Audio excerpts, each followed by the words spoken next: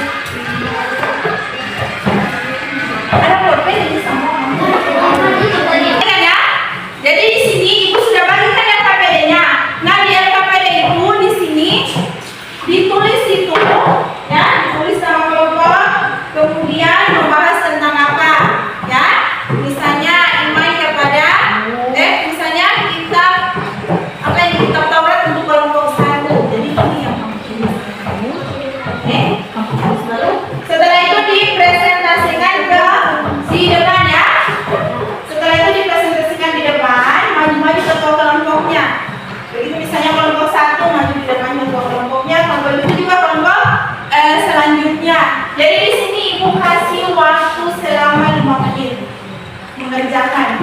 Ayo diskusikan sama-sama.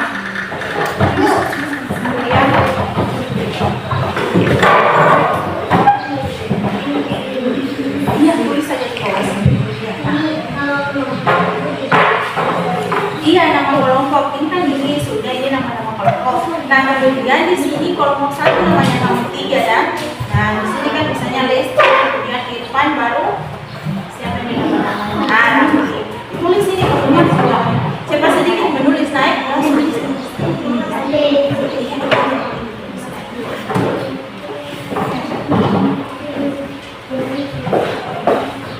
Ini sudah jadi ini yang opsi ini baru nanti sebentar fokus di depan ya.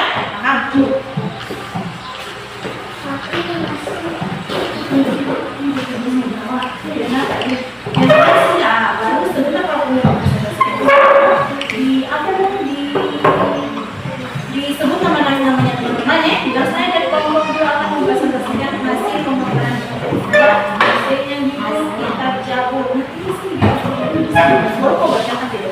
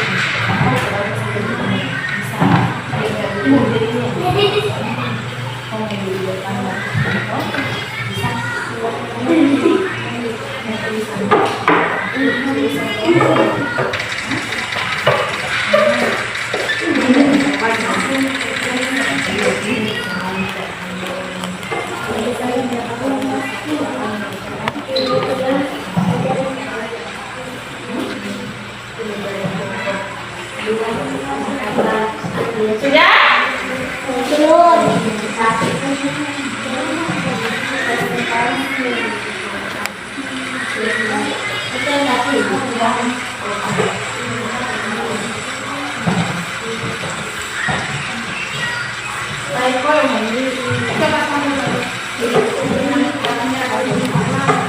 Kasih apa? Kasih apa? Sudah selesai? Nah, oke, kalau sudah selesai, coba kelompok 1 maju di depan. Ketua kelompoknya.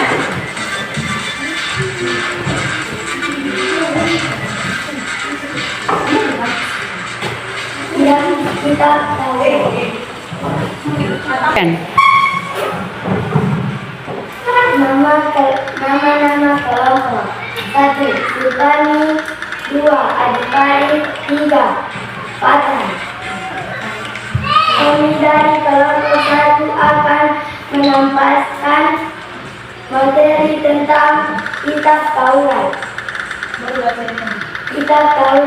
Kitab Taurat itu turunkan kepada Nabi Musa AS di atas bukit Tur Sina, Gunung Sinai. Kitab Taurat berisi petunjuk hidup yang diberikan kepada Bani Israel. Namun Taurat yang ada sekarang sudah banyak mengalami perubahan dan penyimpangan dari wahyu yang asli. Oke. Baik, lanjut. Kelompok 2.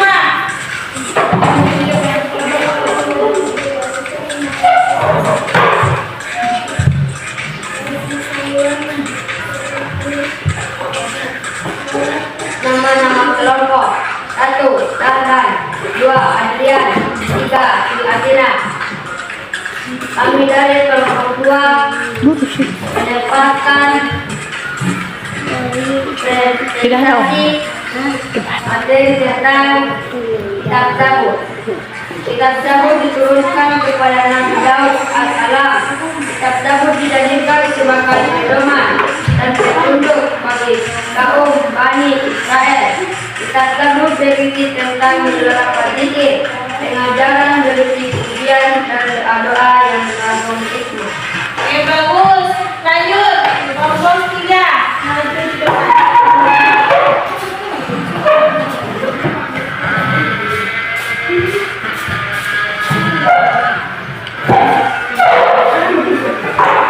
Dari kelompok 3. Nama-nama kelompok. Lesti, Irfan, Raffi.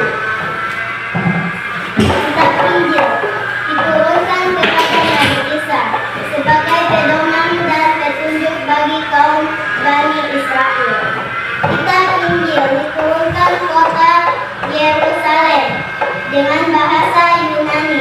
Kitab Injil berisi wahyu yang menuntut kepada ajaran kebaikan dan kasih sayang, seperti halnya Taurat.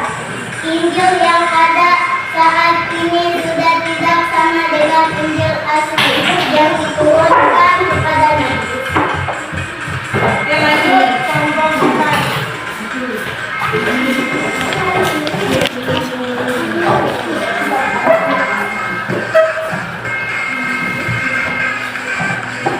Nama-nama kelompok. Muhammad Rafa, Atika Amali. Kami akan membacakan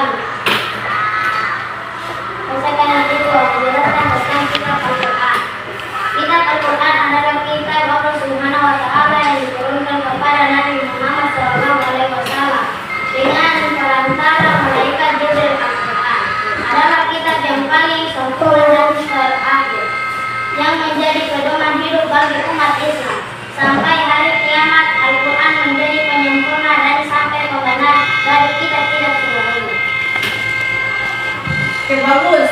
Ya, jadi itu adalah hasil presentasi dari masing-masing kelompok. Kemudian di sini Ibu bertanya dulu, ya.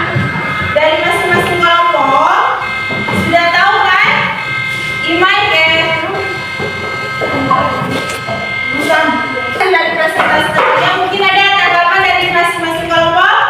Kelompok 1, kelompok 2 dan kelompok 4. Mungkin ada pertanyaan kepada kelompok 3. Ya, Ini di kota mana, Bu? di situ kita pinjam ke bahasa. Kota Yerusalem. Ya, jadi kitab Injil itu diturunkan di kota Yerusalem. Oke, bagus. Jadi itu hasil presentasi dari kelompok 3. Masih ada pertanyaan dari kelompok 1, 2 dan 4. Masih ada tanggapan atau pertanyaan kepada kelompok 3? Masih ada? Tidak ada. Tidak ada lagi. Oke, bagus. Oke, jadi kelompok 3 silakan masuk, silakan ke tempatnya. Oke, bagus ya, berikan aplaus untuk kelompok 3.